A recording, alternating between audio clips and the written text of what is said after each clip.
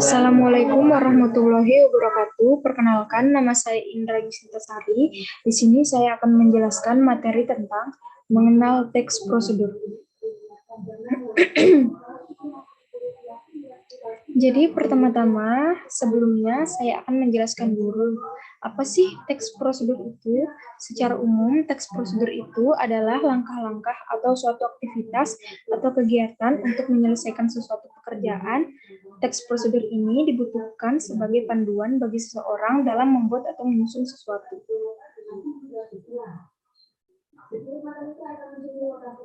Selanjutnya, struktur teks prosedur. Jadi, teks prosedur ini memiliki 3 struktur. Yang pertama itu ada judul, yang kedua ada tujuan, yang ketiga ada materi. Dalam materi ini bisa berupa alat, bahan, ataupun cara. Selanjutnya, ada jenis-jenis teks prosedur. Di sini juga ada 3 ya. Jadi yang pertama itu ada teks prosedur sederhana, hanya berisi 2 atau 3 langkah saja. Contoh teks prosedurnya itu seperti menggunakan setrika. Jadi dalam menggunakan setrika itu hanya pendek saja ya. Tinggal menyucuk colok kabelnya, lalu mengatur suhunya, langsung saja menggunakan setrikanya. Yang kedua, di sini ada teks prosedur kompleks. Jadi, teks prosedur kompleks itu terdiri atas banyak langkah dan jenjang untuk tiap tahapnya. Contohnya, prosedur pembayaran tilang polisi. Jadi, teks prosedur ini tuh langkahnya dan jenjangnya tuh panjang. Yang ketiga, ada teks prosedur protokol. Jadi, teks prosedur protokol ini langkahnya itu bisa dibolak-balik, tetapi tujuannya tetap bisa tercapai. Contohnya, cara membuat kopi atau teh. Jadi, ketika kita membuat teh atau kopi, itu kan terserah kita, seperti ingin memasukkan gulanya dulu, atau tehnya dulu, atau air panasnya dulu. Tetap aja nanti akan jadi teh juga atau kopi juga. Selanjutnya, ciri teks prosedur.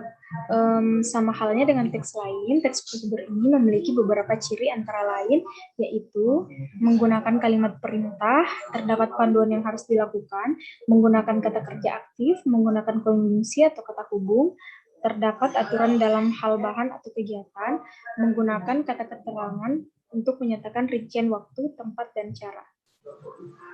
Terdapat isi kegiatan yang dilakukan secara urut. Jadi ini ciri teks prosedur ya. Jadi teks prosedur itu juga memiliki ciri-cirinya yang ada di layar. Dan yang terakhir, saya akan memberikan contoh teks prosedur. Jadi saya memberikan contoh teks prosedur yang teks prosedur protokol, yaitu cara membuat mie instan. Kalian semua pasti pernah dong ya membuat mie instan. Siapa sih yang nggak pernah buat mie instan? Di sini saya berikan contoh teks prosedurnya ya. Pertama-tama, masak 200 ml air matang. Jika sudah mendidih, masukkan mie ke dalamnya hingga tercelup seluruhnya. Lalu tuang bumbu-bumbu yang ada di dalam kemasan mie instan ke dalam mangkok.